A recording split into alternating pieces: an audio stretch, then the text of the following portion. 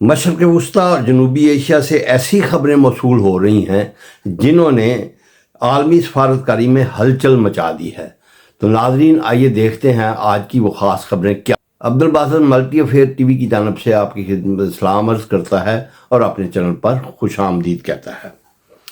ناظرین آپ کو معلوم ہے کہ مودی جو ہے وہ اسرائیل کا دورہ کر رہے ہیں۔ انہوں نے اسرائیلی پارلیمنٹ سے خطاب کیا ہے۔ مودی نے اپنے خطاب میں فلسطین کا نام لیے بغیر دہشت گردی کے خلاف مشترکہ جدوجہد پر زور دیا ہے، جسے عالمی میڈیا اسرائیل کے لیے کھلی حمایت قرار دے رہا ہے۔ خطاب کے فوراً بعد بھارت اور اسرائیل کے درمیان $7 ارب کے ایک بڑے دفاعی معاہدے پر دستخط ہوئے ہیں، جس کے تحت اسرائیل بھارت کو جدید ترین میزائل شیلڈ ٹیکنالوجی فراہم کرے گا۔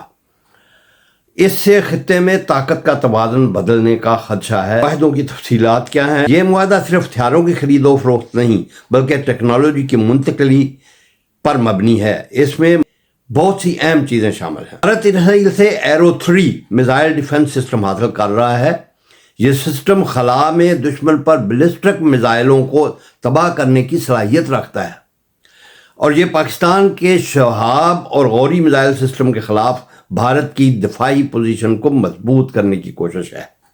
سوام ڈرونز معاہدے میں سینکڑوں کی تعداد میں شامل کیے گئے ہیں، جو گروہ کی شکل میں حملہ کرتے ہیں اور ریڈار کی گرفت میں مشکل سے آتے ہیں۔ اسرائیل بھارت کو ایسے جدید سینسرز اور سیٹلائٹ ٹیکنالوجی فراہم کرے گا جو لائن آف کنٹرول اور بین الاقوامی سرحد پر ہر قسم کی نقل و حرکت پر 24 گھنٹے نظر رکھے گا۔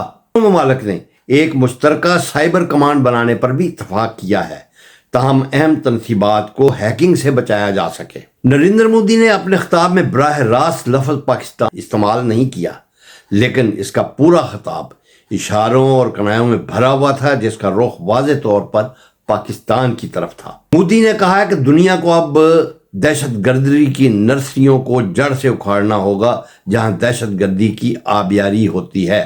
سفارتی حلقوں میں یہ جملہ ہمیشہ پاکستان کے خلاف استعمال کیا جاتا رہا ہے۔ مودی نے اسرائیل کو مخاطب کرتے ہوئے کہا کہ بھارت اور اسرائیل دونوں ہی ایسے پڑوسیوں سے نبردزماں ہیں جو امن کی بجائے بارود کی زبان سمجھتے ہیں۔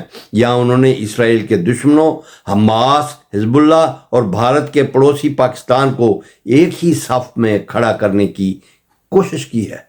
مودی نے انتہا پسندی کو عالمی امن کے لیے سب سے بڑا خطرہ قرار دیتے ہوئے اسرائیل کے ساتھ مل کر اسے ختم کرنے کا عزم ظاہر کیا ہے، جسے ماہرین پاکستان پر سفارتی دباؤ بڑھانے کی کوشش قرار دے رہے ہیں۔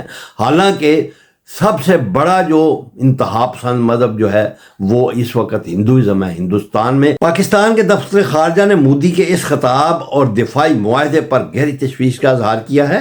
پاکستان کا موقف ہے کہ اسرائیل سے حاصل کردہ جدید اختیار خطے میں اسلحے کی دوڑ کو تیز کریں گے اور طاقت کا توازن بگاڑ دیں گے۔ اطلاعات ہیں کہ مودی کے اس دورے کے جواب میں پاکستان نے بھی چین کے ساتھ اپنے دفاعی تعاون کو مزید تیز کرنے کے لیے ہنگامی رابطے شروع کر دیے ہیں۔ بھارت اور اسرائیل کے درمیان اس حالیہ معاہدے اور مودی کے بیانات پر پاکستان اور چین کا رد عمل انتہائی سنجیدہ اور اسٹریٹجک نوعیت کا ہے۔ پاکستان ماہرین دفاع کا کہنا ہے کہ اسرائیل کے ایرو 3 ٹیکنالوجی بھارت کو یہ غلط فہمی دے سکتی ہے کہ وہ پاکستان کے جواب سے محفوظ ہے، جو خطے میں مہم جوئی کی خطرے کو بڑھا دے گا۔ اطلاعات ہیں کہ پاکستان نے اپنے ابابیل میزائل سسٹم، جو کہ MIRV ٹیکنالوجی سے لیس ہے، کی تیاریوں کو مزید تیز کر دیا ہے۔